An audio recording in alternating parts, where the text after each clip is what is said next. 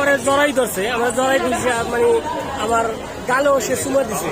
এই বাসিটা শুধু মেয়েরা পাগল হয় এরকম না, ছেলেরাও দেখো ভালোবাসা আছে, এটার একটা সুরের যে মায়া লাগে, যারা ভালো লাগে তারা মানে এমনি সুরে আকৃষ্ট হয়ে যায়।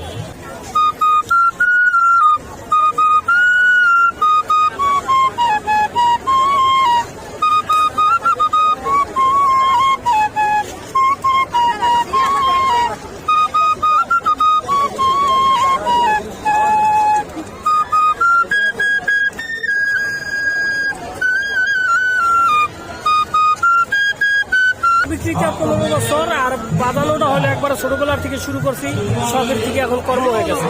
এখন এটা আমাকে ধরে রাখা হইলো ভালোবাসার থেকে। কেমন এটা দিয়ে আপনার রুটি রোজগার চলে কিনা? ভাই চলে, আল্লাহ পাক তো মানে সবাই মানে গাড়ি বেরিয়ে দেবে না, আল্লাহ পাক যে এইভাবে চালায় এইভাবে আল্লাহর কাছে লাখ লাখ শুকরিয়া আদায় করি। কি করা উচিত এই বাংলার ঐতিহ্যটাকে ধরে রাখতে গেলে কি করা উচিত মনে করেন আপনি? এটা আসলে যারা ময়মুরব্বী আসছিল মানে পূর্বে আমলে, যেমন আমাকে বয়সের আগে মানে পুরুষগুলা বাসি হাতে লয় না, এরকম খুব কম ছিল, আর এখন খুব কম মানুষে বাসি নেয়। এখন এটা ধরে রাখতে হলে যেমন জানতে হইবে, বুঝতে হইবে। এটা সত্যি কথা বলবেন যে আগে গ্রাম বাংলার মানিল রাখালরা যখন বাঁশি বাজাইতো, তো গৃহস্থের মেয়ে চলে আসতো রাখালের কাছে বাঁশির সুরে। এখন কি সেই অবস্থানটা কি আছে কিনা?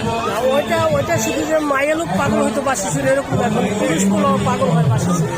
যেমন আজকে আমার একজন বলছে বাসি শোনার জন্য, তখন ওই লোক বলছে যে আজকে বাসিটা আমার কাছে এত ভালো লাগছে, যদি আমি মেয়ে হইতাম তাহলে আপনার সাথে চলে যেতাম। এখন ওনার তো মানে আপনি বলতেছেন যে মেয়ে মানুষ শুধু বাঁশির সুরে পাগল হয় না, পুরুষ মানুষও পাগল হয়। তার মানে আপনার ভিতরে এমন কিছু রয়েছে গুণ, যে বাঁশির সুরটা, সেই সুরটা যে ধারণ করতে পারে, যে লালন করতে পারে, সেই সুরটা দেওয়ার কারণে তো সেই পুরুষ মানুষটা পাগল হয়েছে আপনার বাঁশির সুরে।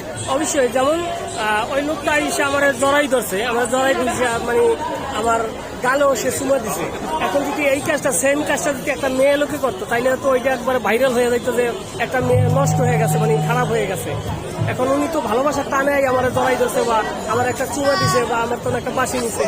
এখন এটা যদি সেম মেয়েরা করতো, তাইলে তো ওটা মানে একদম, মানে একটা ছেলে মানুষের যে আপনার বাঁশির সুর শুনে আপনাকে চুমা দিল, হ্যাঁ একটা ছেলে যদি মেয়ে দিত, এটা কি হইতো ভাই?